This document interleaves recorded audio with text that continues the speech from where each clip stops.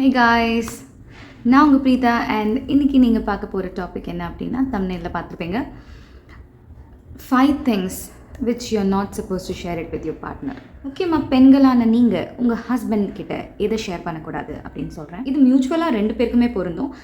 ஹஸ்பண்டாக இருந்தாலும் சரி, ஒய்ஃபாக இருந்தாலும் சரி. இந்த 5 விஷயம் நீங்கள் கண்டிப்பாக உங்கள் பார்ட்னர் கிட்ட ஷேர் பண்ணவே கூடாது. பட் இந்த வீடியோவில் நான் ஒரு உமன்ஸ் பர்ஸ்பெக்டிவில் சொல்ல போகிறேன். So are you all excited ladies? வாங்க வீடியோக்குள்ளே போகலாம். Relationship between husband and wife, இவங்க ஏன் இதை பேசுகிறாங்க அப்படின்னு சில பேருக்கு தோணும், இல்லை பல பேருக்கு தோணலாம். Okay, let me tell this. எனக்கு கல்யாணம் ஆகி 10 வருஷம் ஆக போகுது அப்படின்றனால I think I'm quite eligible to talk about this topic. என்ன சொல்கிறீங்க? ஸோ நிறைய பேர் பார்த்துருக்கேன், நிறைய பெண்கள் முக்கியமாக ஹஸ்பண்ட் கிட்ட ரொம்ப டிரான்ஸ்பரண்ட்டாக இருக்கணும், ரொம்ப உண்மையாக இருக்கணும், ரொம்ப ஹானஸ்ட்டாக இருக்கணும். நான் எல்லா விஷயத்தையும் அவங்கக்கிட்ட சொல்லிடுவேன்ப்பா, என்னால் எதையுமே மறைக்க முடியாது, எல்லாமே அவருக்கு தெரியணும், என்னை பற்றி A to Z என் ஹஸ்பண்டுக்கு கண்டிப்பாக தெரியணும், தெரியலன்னா தான் எனக்கு ரொம்ப கஷ்டமாக இருக்கும் அப்படின்னு நினைப்பாங்க. தப்பில்லை. If you really wanted to say you can go ahead and say. But அதோட கான்சிக்வன்சஸும் நீங்கள் ஏற்றுக்க ரெடியாக இருக்கீங்களா அப்படின்னு பார்த்துக்கோங்க. ஏன்னா marriage is about 2 different people இல்லையா? 2 பேர் 2 விதமான வாழ்க்கை முறையை கடந்து வந்திருப்பாங்க, 2 மாதிரியான சொசைட்டி, 2 மாதிரியான லைஃப் ஸ்டைல், 2 மாதிரியான ஹவுஸ் ஹோல்ட்லேருந்து வளர்ந்து வந்த 2 பேருக்கு எல்லாமே ஒரே மாதிரி இருக்கும்னு அவசியம் இல்லை. மேபி உங்கள் 2 பேருக்கும் காமன் லைக்ஸ் இருக்கலாம், நிறைய காமனாலிட்டிஸ் இருக்கலாம். பட் பிலீஃப் சார்ந்த விஷயங்கள், மைண்ட் செட், வேல்யூஸ், இந்த மாதிரி விஷயத்துலலாம் டிஃப்ரென்சஸ் இருக்கலாம், மைட் பி இல்லையா? ஸோ அந்த மாதிரி விஷயங்கள்லாம் ரொம்ப சென்சிட்டிவான விஷயங்கள்.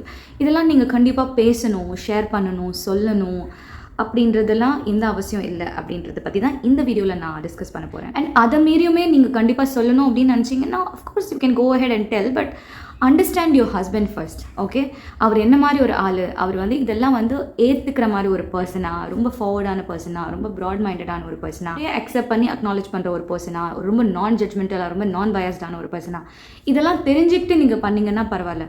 ஆனால் கல்யாணம் ஆன உடனே இன்ஃபேக்ட் உங்கள் ஹஸ்பண்டை பற்றி நீங்கள் பெருசாக அனலைஸ் பண்ணியிருக்க மாட்டீங்க, அவரை பற்றி ஒரு புரிதல் இருக்காது. அந்த மாதிரியான தருணத்தில் அவசரமாக போய் எங்கப்பன் குதிரைக்குள்ள இல்லைன்ற மாதிரி எல்லாத்தையும் வளரிவிக்காதீங்க அப்படின்றது தான் சொல்கிறேன். ஸோ அது என்ன அந்த முக்கியமான 5 விஷயம் நீங்கள் கண்டிப்பாக சொல்லவே கூடாது அப்படின்னு நான் சஜஸ்ட் பண்ணுறேன் அப்படின்னா வீடியோ தொடர்ந்து பாருங்கள். Hey guys, நான் உங்கள் பிரீதா அண்ட் இந்த சேனலில் fashion, styling, grooming, tips and tricks, dressing hacks, fashion trends, அதோட செல்ஃப் இம்ப்ரூவ்மெண்ட் வீடியோஸும் ரிலேஷன்ஷிப் வீடியோஸும் சேர்ந்து கொடுத்துட்ருக்கேன். ஸோ உங்களுக்கு அதில் இன்ட்ரெஸ்ட் அதிகமாக இருக்குது அப்படின்னு நினச்சிங்கன்னா please consider subscribing to my channel and மறக்காமல் கீழே இருக்க பெல் ஐக்கானையும் ஆல்னு டிக் பண்ணுங்கள் so that you don't miss out any of my notifications. So நாங்கள் வீடியோக்குள்ளே போகலாம். ஃபர்ஸ்ட் திங், ரொம்ப ரொம்ப முக்கியமான ஒரு விஷயம் which you not suppose to share it with your husband அப்படின்னா minor attractions or some fleeting or wavery thoughts. Okay, அப்படின்னா see we all are humans இல்லையா? It's very normal, it's very natural to get attracted to someone else even if you are in a committed relationship. Okay, கல்யாணம் ஆயிருக்கலாம், கல்யாணமாகி ரொம்ப வருஷம் இருக்கலாம், நீங்கள் உங்கள் ஹஸ்பண்டை ரொம்ப லவ் பண்ணலாம், எல்லாமே இருக்கலாம். இருந்தாலும் அப்போப்போ இல்லை ரொம்ப அக்கேஷ்னலாக யாரையாவது பார்த்தா நம்ம அட்ராக்ட் ஆகிறது யதார்த்தமான ஒரு விஷயந்தான். ஓகே, பட் இந்த மாதிரி விஷயத்தெல்லாம் நீங்கள் உடனுக்குடன் உங்கள் ஹஸ்பண்டுக்கு தெரியப்படுத்தணும். அவன் பாரு செம்மையாக இருக்கான், இவன் பாரு சூப்பராக இருக்கான், ஹாட்டாக இருக்கான்ல, wow, oh my god, this that. Don't do that. Okay, ஏன் அப்படின்னா நீங்கள் நினைக்கலாம் என் ஹஸ்பண்ட் ரொம்ப ப்ராட் மைண்டடான ஒரு பர்சன், அவர் இதெல்லாம் பெருசாக எடுத்துக்க மாட்டார், இதெல்லாம் ஒரு விஷயமே இல்லைங்க, நான்லாம் ரொம்ப கேஷுவலாக எல்லாத்தையும் சொல்லுவேன் அப்படின்னு. ஓகே, அவர் அந்த மாதிரி எடுத்துக்க மாட்டாருன்னா ரொம்ப நல்லது, it's good for you, good for both of you. But எல்லா ஆண்களும் எல்லா சமயத்துலேயும் அதை ரொம்ப ஈஸியாக எடுத்துக்க மாட்டாங்க.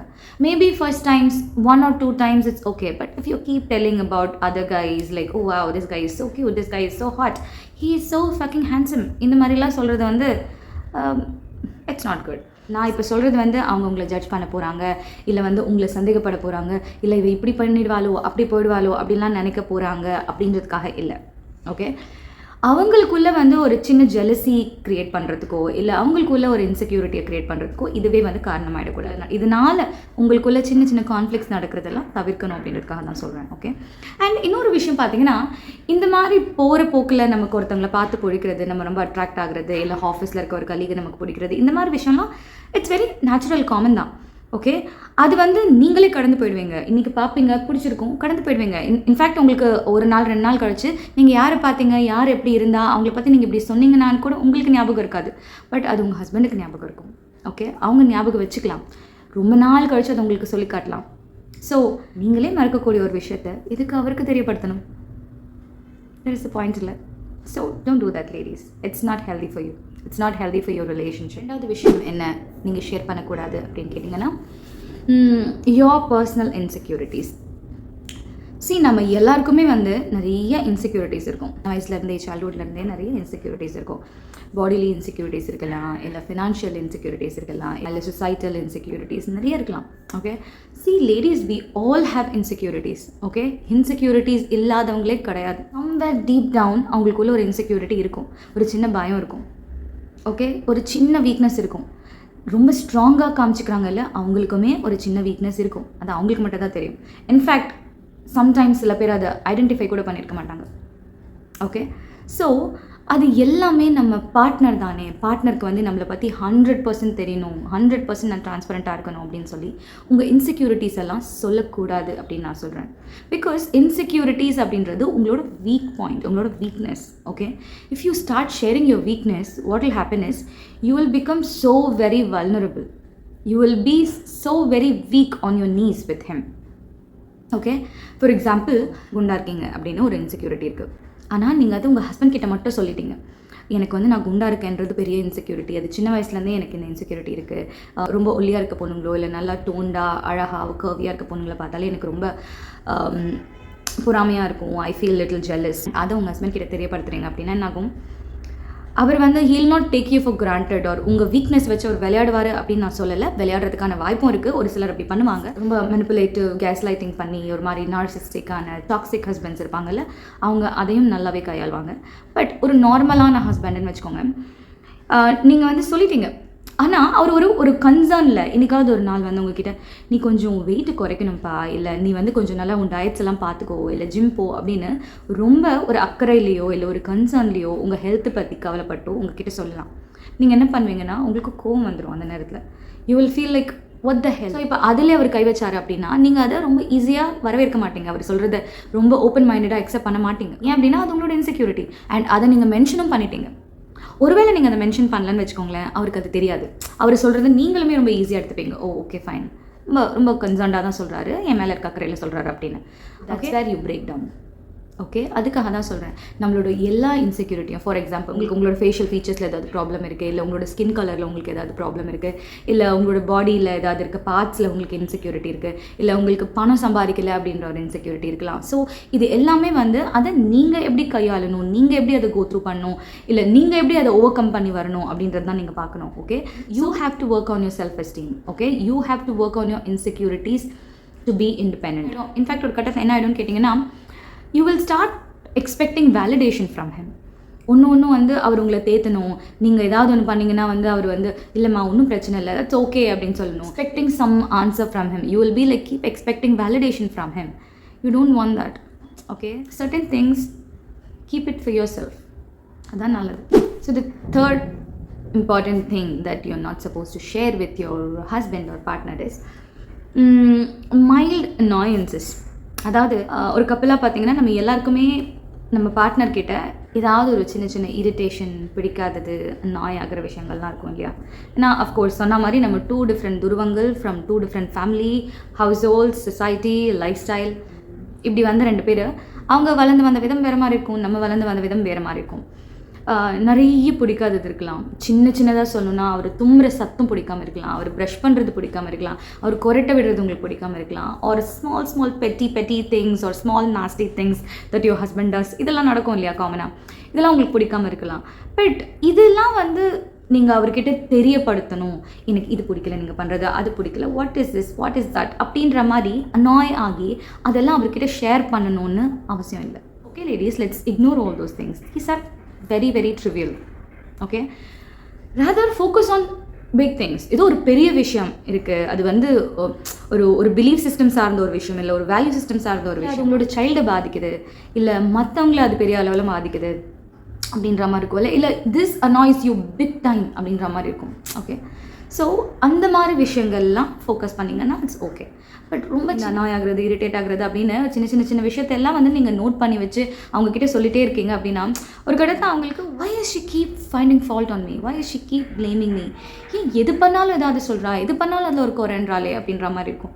Don't do that. It's not going to give any good for your relationship. Okay, கண்டிப்பாக உங்கள் ரிலேஷன்ஷிப்பை இது ஹெல்த்தியாக ஆக்காது. rather if you accept him as he is, அது ரொம்ப சந்தோஷமாக இருக்கும். ஓகே, அஃப்கோர்ஸ் உங்கள் மேலேயும் அவருக்கு சில இரிட்டேஷன்ஸ் இருக்க தான் செய்யும், சில அனாயன்சஸ் ஆக தான் செய்யும். பட் அவர் அதை அக்செப்ட் பண்ணுறாரு இல்லையா? ஸோ அதே மாதிரி நீங்களும் அதை அக்செப்ட் பண்ண கற்றுக்கோங்க. அண்ட் அதெல்லாம் வந்து ஒரு கம்ப்ளைண்ட்டாக வைக்கிறது, அதெல்லாம் வந்து ஷேர் பண்ணும். எனக்கு இது பிடிக்கல, அது பிடிக்கல, இது பண்ணுறது பிடிக்கல, அது பண்ணுறது பிடிக்கல. No, don't do that. So நாலாவது முக்கியமான விஷயம் which you are not supposed to share it with your husband என்ன அப்படின்னா ஃபேமிலி கான்ஃப்ளிக்ஸ். இங்கே ஃபேமிலி கான்ஃப்ளிக்ஸ் நான் எது சொல்கிறதுனா உங்களோட பேரண்டல் ஃபேமிலியை பற்றி சொல்கிறேன். ஓகே, ஃபார் எக்ஸாம்பிள் உங்கள் அம்மாவுக்கும் உங்கள் தம்பிக்கும் ஒரு நல்ல ரிலேஷன்ஷிப் இல்லாமல் இருக்கலாம், இல்லை உங்கள் அப்பா அம்மாவுக்கு ஒரு நல்ல ரிலேஷன்ஷிப் இல்லாமல் இருக்கலாம், இல்லை உங்களோட ரிலேட்டிவ்ஸ் லைக் ஃபர்ஸ்ட் சர்க்கிள் ரிலேட்டிவ்ஸில் வந்து ஏதாவது பிரச்சனையோ இல்லை ஏதாவது ஃபினான்ஷியல் ப்ராப்ளம்ஸ் இருக்கலாம். எல்லா குடும்பத்திலும் இதெல்லாம் நடக்கிறது தானே, இயல்பான ஒரு விஷயம். வீட்டுக்கு வீடு வாசப்படி இல்லையா? ஸோ இதையெல்லாம் உங்கள் ஹஸ்பண்ட் கிட்ட நீங்கள் கன்வே பண்ணணும் அப்படின்னு எந்த அவசியமும் இல்லை. நீங்கள் என்ன இம்ப்ரெஷன் உங்கள் ஹஸ்பண்டுக்கு உங்கள் ஃபேமிலியை பற்றி கொடுக்குறீங்களோ அந்த இம்ப்ரெஷனை தான் அவரை பில்ட் பண்ணுவார். நீங்கள் நல்ல இம்ப்ரெஷன் கொடுத்தா அவர் நல்லதாக நினைக்க போகிறாரு, கெட்ட இம்ப்ரெஷன் கொடுத்தா அவர் கெட்டதாக நினைக்க போகிறாரு. ஓகே, அண்ட் அவர் பெருசாக அவ்வளோ அட்டாச்சாக இல்லை, பெரிய அளவில் அக்கறவங்க உங்கள் ஃபேமிலி மேலே இல்லை அப்படின்ற ஒரு பர்சன் அப்படின்னா அவருக்கு இது ஒரு என்டர்டெயின்மெண்ட் ஆகிடும். ஓகே, கதை மாதிரி ஆகிடும். நீங்கள் சொல்கிறதெல்லாம் ஓ வா இந்த மாதிரி நடக்குதா அந்த மாதிரி நடக்குதா அப்படின்னு சொல்லி ரொம்ப இன்ட்ரெஸ்டடாக கதை கேட்க ஆரம்பிச்சிடுவார். ஓகே, இதுவும் நல்லதில்லை. இல்லை ரொம்ப அக்கறையான ஒரு மனுஷன், உங்கள் ஃபேமிலிக்கு உங்கள் ஹஸ்பண்ட் மேலே ஒரு நல்ல அபிப்பிராயம் இருக்குது, உங்கள் ஹஸ்பண்டுக்கு உங்கள் ஃபேமிலியை ரொம்ப பிடிக்கும், ரொம்ப அட்டாச்சான ஒரு பர்சன், ஃபேமிலியோட ரொம்ப கன்சர்னான ஒரு பர்சன், உங்களோட சேர்ந்து அவரும் வருத்தப்படுவார், கஷ்டப்படுவார், நம்ம ஏதாவது பண்ண முடியுமான்னு நினைப்பாரு. அது உங்கள் ஃபேமிலியோட ப்ரெஷர் அண்ட் ஸ்ட்ரெஸ் இல்லாமல் உங்களோட பேரண்டல் ஃபேமிலியோட ப்ரெஷர் அண்ட் ஸ்ட்ரெஸ்ஸும் சேர்ந்து அவருக்கு வர மாதிரி ஆகிடும். இதெல்லாம் தேவையில்லை, இட்ஸ் டோட்டலி அன்னெசரி. ஓகே, இதனால் நடக்கிற கான்ஃப்ளிக்ஸும் totally unnecessary. Okay, so maximum உங்களோட வீட்டுக்கதை அவர்கிட்ட பகிராதீங்க. அதே மாதிரி அவரோட வீட்டில் நடக்கிற கான்ஃப்ளிக்ஸ் அண்ட் இஷ்யூஸையும் நீங்களும் கண்டும் காணாத மாதிரி இருங்க. அதுதான் உங்கள் ரெண்டு பேரோட ரிலேஷன்ஷிப்க்கு ரொம்பவே நல்லது. So the fifth and the last thing that you not suppose to share it with your husband என்னன்னா negative opinion about your partner's family members. For example, உங்களுக்கு உங்களோட மாமியாரை பிடிக்காமல் இருக்கலாம், உங்கள் நாத்தனாரை பிடிக்காமல் இருக்கலாம். அதெல்லாம் வந்து அவர்கிட்ட நீங்கள் தெரியப்படுத்தணும் அப்படின்னு எந்த அவசியமும் இல்லை. நீங்கள் தெரியப்படுத்தலைனாலும் அவருக்கு கண்டிப்பாக தெரிய தான் போகுது உங்களோட நீங்கள் நடந்துக்கிறத வச்சு. அதை நீங்கள் சொல்லி காட்டணுமா? ஒரு தடவையும் அதை மென்ஷன் பண்ணுமா? தேவையில்லைல்ல. அவங்களுக்கு ஒருத்தவங்களை ரொம்ப பிடிக்கும் அப்படின்னா ஹஸ்பண்டுக்கும் அந்த பர்சனுக்கும் உள்ள ரிலேஷன்ஷிப், அவங்க எப்படி வளர்ந்து வந்தாங்க, அவங்க இவருக்கு என்னெல்லாம் பண்ணாங்க, இவர் அவங்களுக்கு என்னெல்லாம் பண்ணணும்னு நினைக்கிறாரு, அவங்களுக்குள்ளே இருக்கிறது உங்களுக்கு தெரியாது.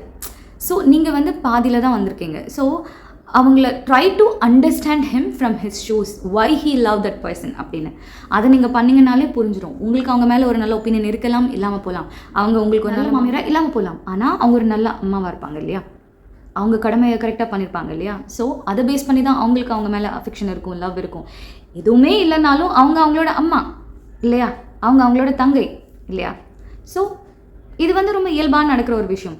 You need not be so critical on them. என்ன நடந்தாலும் நம்மளால் நம்ம அம்மாவையோ நம்ம அப்பாவையோ விட்டு கொடுக்க முடியாதுல்ல. அதே மாதிரி தான் அவங்களுக்கும். யோசிச்சு பாருங்கள், அவங்க நம்ம அம்மாக்கு நம்ம அப்பா மேலேயும் ரொம்ப கிரிட்டிக்கலாக சில கம்ப்ளைண்ட்ஸ் வைக்கிறாங்க அப்படின்னா நம்மளால் அதை ஏற்றுக்க முடியுமா? முடியாது. பிகாஸ் நமக்கு தான் தெரியும் நமக்கும் நம்ம அம்மாக்கோ அப்பாக்கோ என்ன ரிலேஷன்ஷிப் இருக்குது, அவங்க நமக்கு என்னெல்லாம் பண்ணியிருக்காங்க, என்னெல்லாம் கோத்ரூ பண்ணியிருக்காங்க, நமக்கு என்ன சாக்ரிஃபைசஸ் பண்ணியிருக்காங்க, காம்ப்ரமைசஸ் பண்ணியிருக்காங்க அப்படின்னு இல்லையா? ஸோ அதே மாதிரி அவங்களுக்கு தான் தெரியும். So let them be what they are. Don't be critical. If you don't like them, just okay, ignore, stay away. அவ்வளோதான் சொல்லு. நீட் பண்ணா ஹாய்னா ஹாய், பாய்னா பாய், அதோட நிறுத்திக்கோங்க. You need not be so critical. பெரிய ட்ராமா பண்ணுறது, சீன் க்ரியேட் பண்ணுறது, அவர்கிட்ட ஒன்று ஒன்றா எடுத்து சொல்கிறது, இப்படி பண்ணிட்டாங்க பாருங்கள், இப்படி நடந்துக்கிறாங்க அவங்கக்கிட்ட, இதெல்லாம் don't do that ladies. Don't do that. End of the day நீங்கள் தான் உங்களோட பீஸ் இழந்துருவீங்க. ஓகே, அதான் சொல்கிறேன். அதனால இது வேண்டாம். And last and final thing, இது நான் நிறைய வீடியோஸில் சொல்லியிருக்கேன், டபுள் கோட்ஸில் சொல்கிறேன்.